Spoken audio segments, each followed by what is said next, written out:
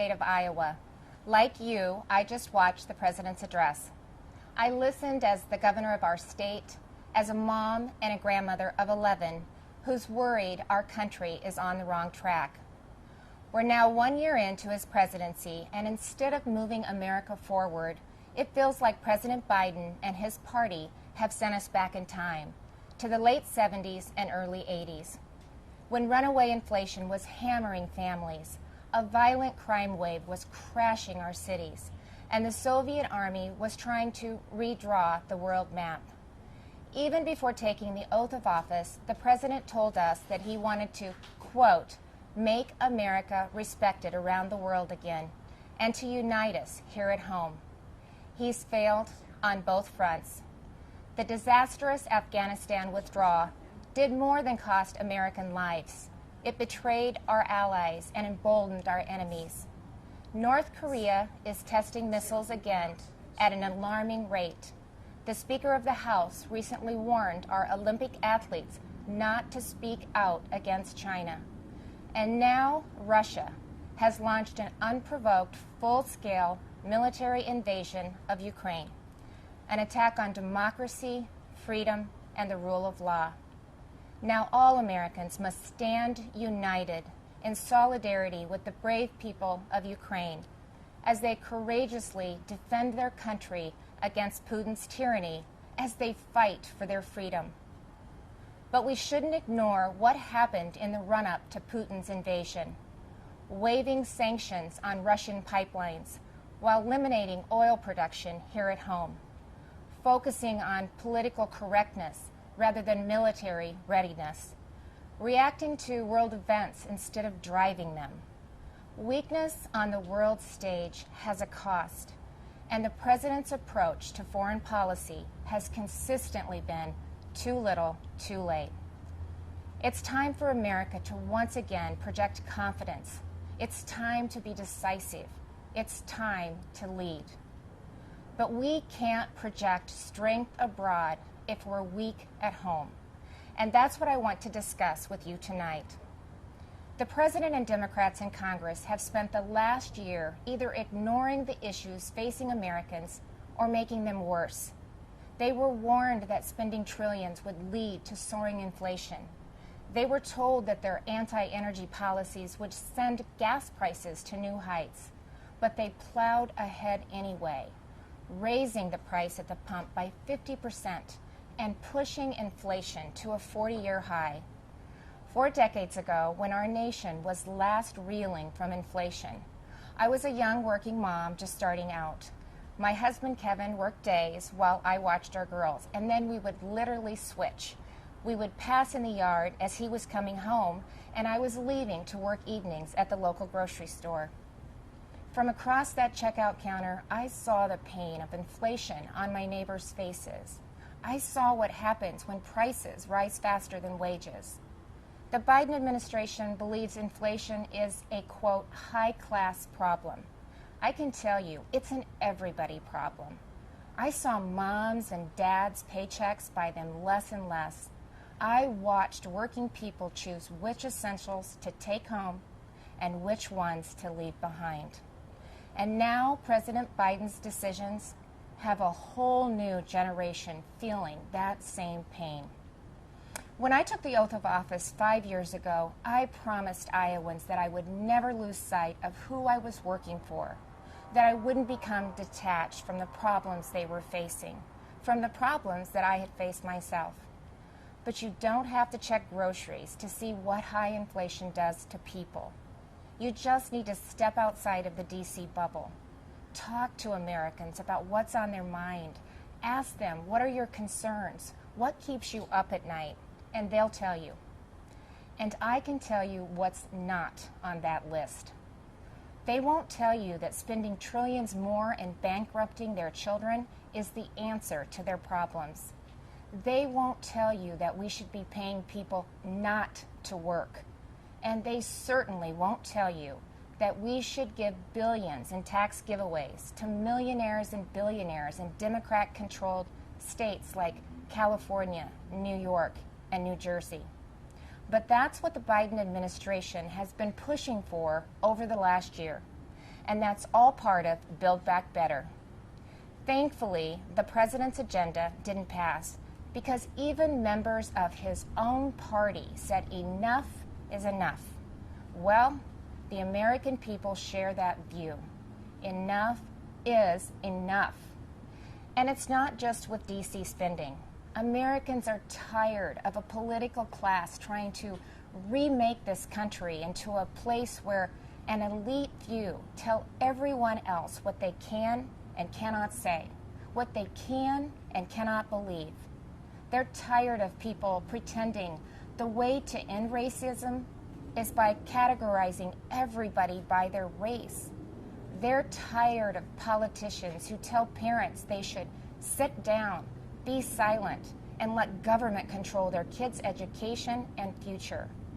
Frankly, they are tired of the theater, where politicians do one thing when the cameras are rolling and another when they believe you can't see them, where governors and mayors enforce mandates but don't follow them, where elected leaders tell their citizens to stay home while they sneak off to Florida for sun and fun, where they demand that your child wear a mask, but they go maskless. So you've heard the excuses. They were just holding their breath, but it's the American people who are waiting to exhale, waiting for the insanity to stop. We now live in a country where violent crime is out of control.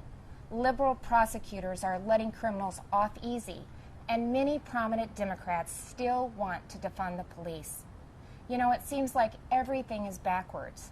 The Biden administration requires vaccines for Americans who want to go to work or protect this country, but not for migrants who illegally cross the border. The Department of Justice treats parents like domestic terrorists, but looters and shoplifters roam free. The American people are left to feel like they're the enemy. This is not the same country it was a year ago. The president tried to paint a different picture tonight, but his actions over the last 12 months don't match the rhetoric. It's not what he promised when he took office. But it doesn't have to be that way. There is an alternative.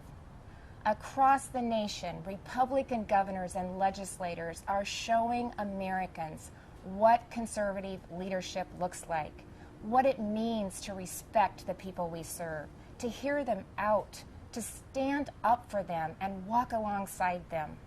We know that our problems require bold action, but we also know that bold action doesn't have to mean government action. It's Americans making their own decisions for their own families and future. Republican governors face the same COVID-19 virus head-on. But we honored your freedoms and saw right away that lockdowns and school closures, they came with their own significant cost, that mandates weren't the answer. And we actually listened to the science, especially with kids in masks and kids in schools.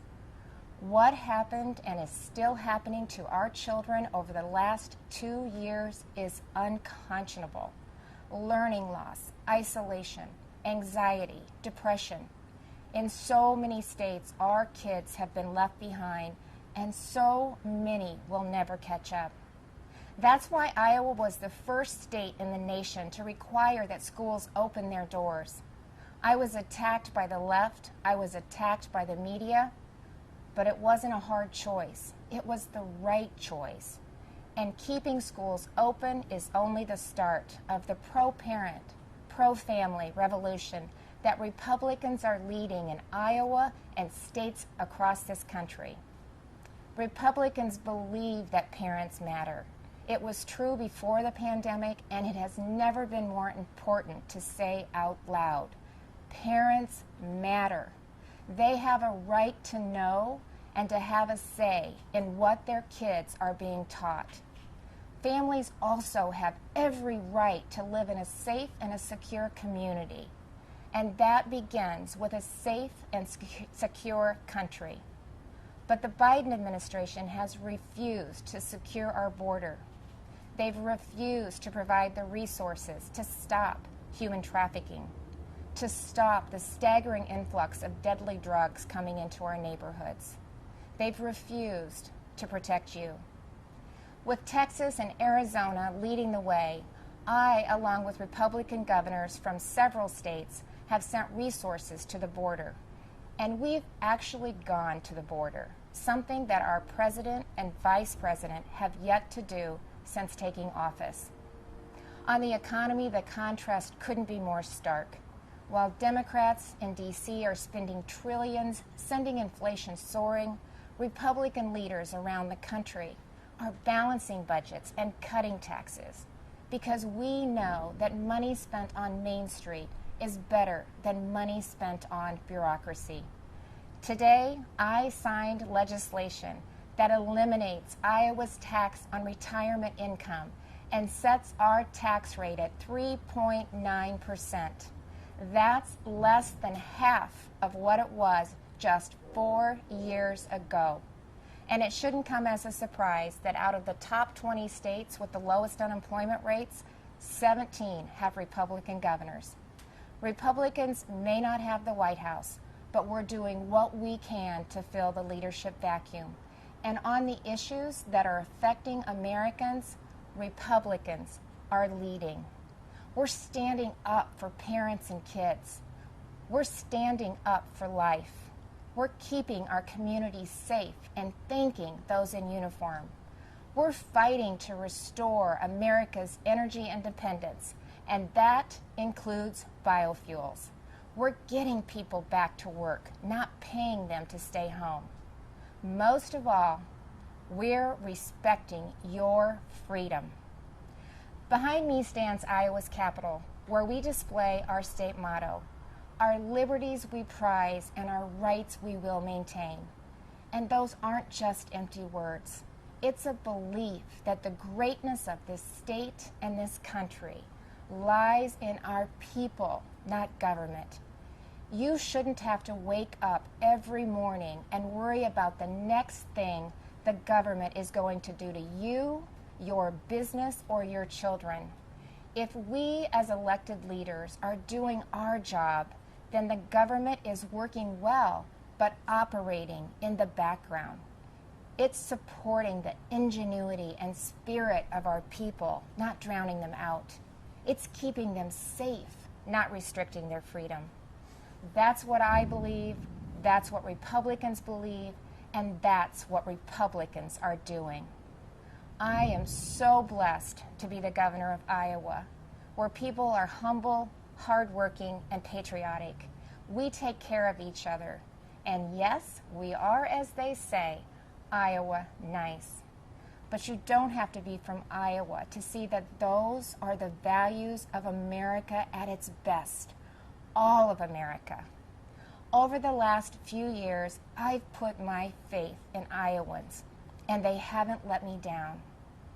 I encourage this president to do the same, to put his faith in you, the American people, who have never wavered in your belief in this country, regardless of who leads it.